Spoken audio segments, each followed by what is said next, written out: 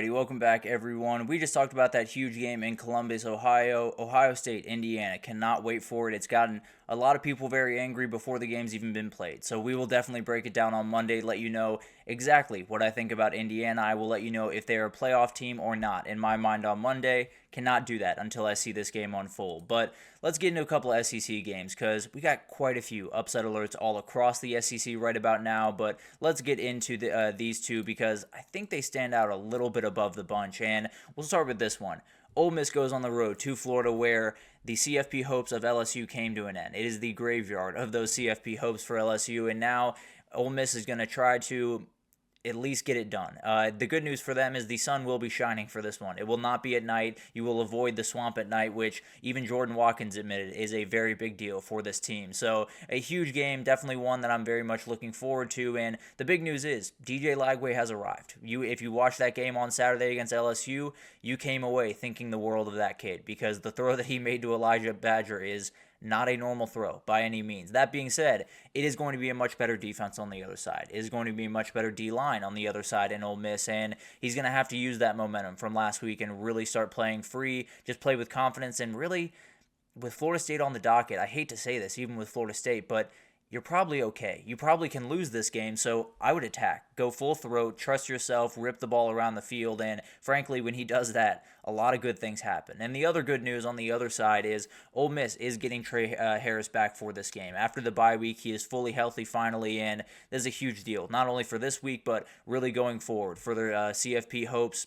They definitely need that guy on the field, and we'll see what happens. I believe Henry Parrish will be back for this game as well. That's going to be one of the players we talk about here in a second, but definitely going to be something to watch. Can Trey Harris have the effect? Is he back to 100%? Is he still a little bit gimpy out there, or is he back running? And if he is, then Florida's going to have their hands full, no doubt about that. The D-line for Florida needs to get home. There's no doubt about that. You have Jackson Dart.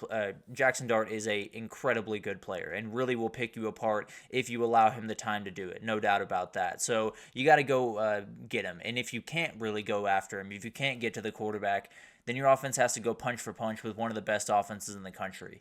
That is not what you want to do by any means. Even if you had, let's say it's a Texas-Florida type game, but you have DJ Lagway on the field, you'd have to score 50 points in that game if you wanted to win this. So it was going to be very tough in that one. It would be very tough in this one if their defense played to that same level. Obviously, has gotten better, has gotten a couple of guys back, so very different situation, but definitely something to watch where if they can't get home, it might just be a shootout that Florida has to win. But it's going to be a really interesting game because if Florida can throw that first punch, what happens to Ole Miss? That's kind of my biggest question here. If Florida hits that first big pass play over the middle and Elijah Badger scores a touchdown early on in this game, does Ole Miss get a little bit worried? Does Ole Miss start to really misthink and start to second-guess themselves, or are they able to kind of keep their minds clear, attack what's in front of them, and take care of business? It's going to be an awesome game to watch, and Jaden Ball is going to be an awesome player to watch in it. He obviously had the big play against LSU, one of the cooler moments in Swamp history, really, as far as I'm concerned. Very, very cool moment, and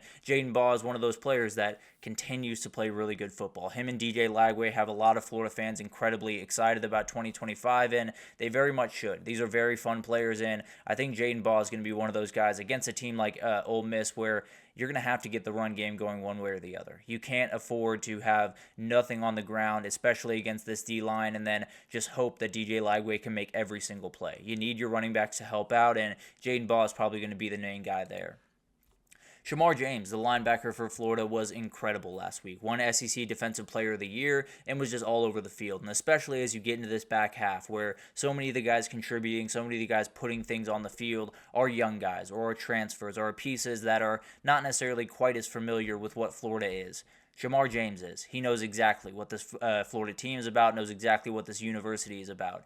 He needs to be on attack mode for the rest of the season. If he can finish this thing 7-5 and possibly leave the Florida program much better than he found it, it's going to be an incredible accomplishment for him, and definitely a moment on Saturday where he can string together two incredible wins to finish off his college career.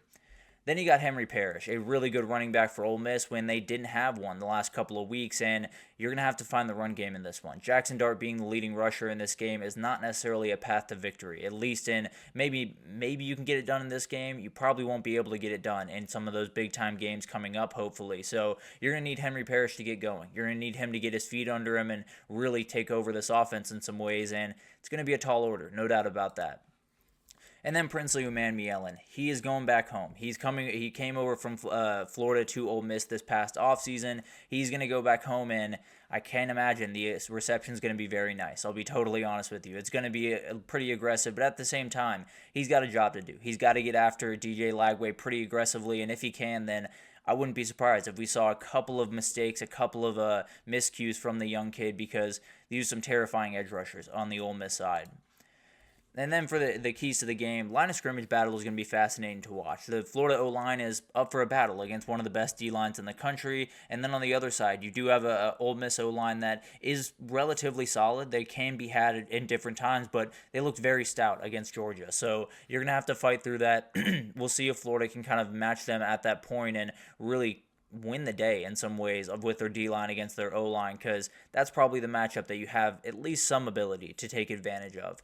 And then explosive pass plays. Both these teams love to push the ball down the field. Both these quarterbacks are very good at pushing the ball down the field. So chunk plays are going to be a huge part of this game. Which defense can eliminate them, which offense can get more of them, might just be the decider in this one. It might just be 50-yard touchdowns back and forth, and we just have to figure out who gets the last one.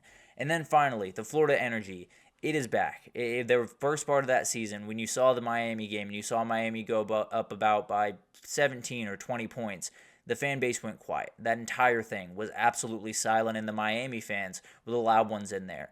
That is not going to happen on Saturday. Even if they go down by a little bit, even if they fall back, I think these fans got a spark last week, and I don't think it's going to leave them for the rest of the season. So regardless of if this one is at noon or at night, this place is going to be loud. I can promise you that, and Ole Miss is going to have to handle all of that noise, and I think it's going to be a really fun game. I think they're in a battle tooth and nail, and I think Florida has a lot of gas in the tank. I just think this defense is too good. I think Ole Miss is going to be able to do enough. I don't think it's going to look all that pretty throughout this game, if I'm being totally honest, but I do think the Ole Miss defense is probably a little bit too much for the freshman quarterback. I think Florida keeps it interesting probably late into this game, but Ole Miss scores a touchdown, goes up by 9, and calls it a day right there. So going to be a fascinating game, but I think the Ole Miss defense is just a little bit too much for Florida here. And then we got a huge one in Jordan-Hare at night this time for Texas A&M, and it's going to be a nightmare. There's no doubt about that. A&M has zero wiggle room before they get to that SEC title game. They need to win on Saturday. They need to beat Texas next week. And based on Mike Elko's press conference, might be a little bit too focused on Texas right about this moment. But Auburn's not necessarily a special team by any means. They have made a number of mistakes. They've missed out on a lot of opportunities. The thing is, when you watch this team and they don't turn the ball over, which tends to be a relatively tall ask for this team, but let's just say they don't turn the ball over on Saturday, it's a very solid team. They're, I believe, top 40 in total defense, top 25, I believe, in total offense. I could have those numbers a little bit off, but they're a very solid team. They just turn the ball over. They just hand the ball away way too often to the other team. If they can avoid that on Saturday, especially a Saturday night game in Jordan-Hare, it's going to get loud in a hurry, and it's going to be really aggressive, and I think this is going to be a very, very tight game. So if they can avoid those mistakes, if they can avoid those little things, and frankly, coming into the season, I looked at this Auburn team and said, probably not a team that's going to be a real danger in the SEC, but I think they have one in them. I think they have that one game. I think they have that one performance that totally turns the heads of people, and they got two more chances to do it. A&M and then Alabama next week. We'll see what happens there, and we'll see if they can get this huge win and definitely set themselves up for big success in 2025, because it feels like kind of like Florida going into last week. They're just waiting for that big last spark. This could be the week that you get it. And then the Auburn O-line has played a great game. Or either they're going to have to play a great game, for them to get this one done, because the pass rush is absolutely for real. And if you get to Peyton Thorne, the mistakes are going to come shortly after. That has been studied time and time again. And if you can get after this quarterback, he is going to make a couple of mistakes, and he's going to hand you the ball a couple of times. So the Auburn O-line probably has to be your best game of the year. This is a very aggressive defensive line, and they're going to come after you really aggressively. You got to give this guy time so he can go through his reads and not have to force balls, because then you're in trouble. A&M just win by 1 point. Plain and simple. Do not make this you don't need to make this pretty. It can be as ugly, as slow, as boring as you possibly need it to be. Just get the win, keep moving forward to next week, and then try to get that one and see if you can go to the SEC title. But a couple of players to watch. Cam Coleman, if you saw the catch last week, you know why I'm talking about this guy. He is absolutely incredible. One of the best athletes in the entire country, and he's going to be one of those guys that no matter who you put him on Saturday, you're going to feel pretty good about that matchup. There's obviously some incredible DBs on the A&M side, but at the end of the day, this kid's different in every way. You just put it around him, and he's probably going to catch that ball. So he's one of those players that in a game like this where you're outmatched in a lot of different areas, sometimes you just need a freak. Sometimes you just need that one guy to make that one play down the stretch of this game, and I wouldn't be surprised if Cam Coleman made that play. And then you do have Keldrick Falk, the D lineman for Auburn. They're going to have to get after the quarterback in this one. You have such a talented, such a mobile quarterback in Marcel Reed. If you have a D line that is very athletic like Auburn's is, you should be able to slow him down. That being said, it's obviously going to take very good play from all these D linemen. They're going to have to really get out on the edge. Jalen McLeod, another one to watch. They're going to have to really get out on the edge and make sure that this quarterback run game is not a huge factor because, especially without Le'Veon Moss, you take that quarterback run game away, this is a relatively, I don't want to say benign, but a relatively normal rush offense. Not necessarily elite, not necessarily bad, but not necessarily at the level that it had been with Le'Veon Moss. If you can take away the quarterback run, a lot of things open up in a hurry. And then Amari Daniels, the running back for A&M, he's picked up the slack in a lot of different ways since Le'Veon Moss went down, and he's going to have to do it even more than he has in the past on Saturday. No doubt about that. He's going to have to be a huge player and definitely be a guy that, I don't want to say takes over the game, but them keeping the ball on the ground, them being able to run it in between the tackles is going to be a huge part of it, and Amari Daniels might be one of the few options. E.J. Smith obviously can get some carries here in Terry Bussey, but at the end of the day, this is going to be your workhorse back, and he's going to have to have a big day on Saturday. And then Will Lee. We talked about Cam Coleman. There's a ton of other receivers on that Auburn sideline that are going to be really tough to deal with. Will Lee's going to be the guy that has to deal with them. The blanket, as they call him, and Manny Izzy. He's a very, very good defender. One of those guys that if you're lined up on him, you might just not want to throw in 26 direction, if I'm being totally honest. But going to be a huge matchup wherever he is on the field, and he could be the guy that makes that one play that really puts this Auburn game in a very weird place for the Tigers. But some keys to the game. Auburn's wide receivers against A&M DBs.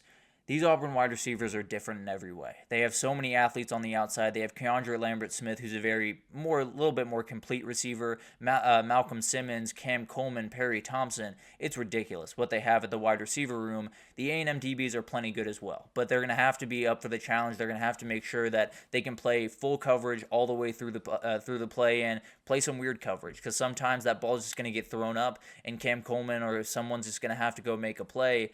That's when those DBs could get exposed if they're a little bit off schedule, if they're a little bit off kilter, and these athletes just can go up and make a play. And then I think can Marcel Reed get running in this game is a huge part of it, because this A&M run game has taken a hit with Le'Veon Moss going down. The Auburn D-line is a very athletic group. If they can slow down Marcel Reed, this thing gets interesting in a hurry, and you force them to pass more often. Not necessarily the way that they want to go about business if you're A&M. And then, is there any look ahead for the Aggies or really for the Tigers in this one? Are they looking ahead to those big rivalry matchups that are going on next week? A&M, one of the biggest games in the last decade when they play Texas next weekend, if they were to win this game. So it's going to be really interesting to watch this one unfold, and I think Auburn has a little bit of an opening here. I just don't think they're able to walk through it. I don't think this is a team that has the ability to avoid mistakes against a very good defense. I think they're going to get attacked on the offensive line, and I think A&M gets a win here. I don't necessarily think it looks all that pretty throughout. I'm going to be totally honest. I think it's a little bit of a slog fest, but I think A&M gets it done, and I think they move forward to that huge one next week against Texas with, I apologize, with a lot of things still on the table. Apologies for that, but going to be an incredible couple of games to watch, and cannot wait to see those unfold. But now, let's take our second break here. When we come back, we got to talk about the consequences of the 12-team playoff. They're starting to show. Lane Kiffin's comments earlier this week, a couple out of conference schedule things that we got to talk about. So we'll break it all down right after this, so stick with us.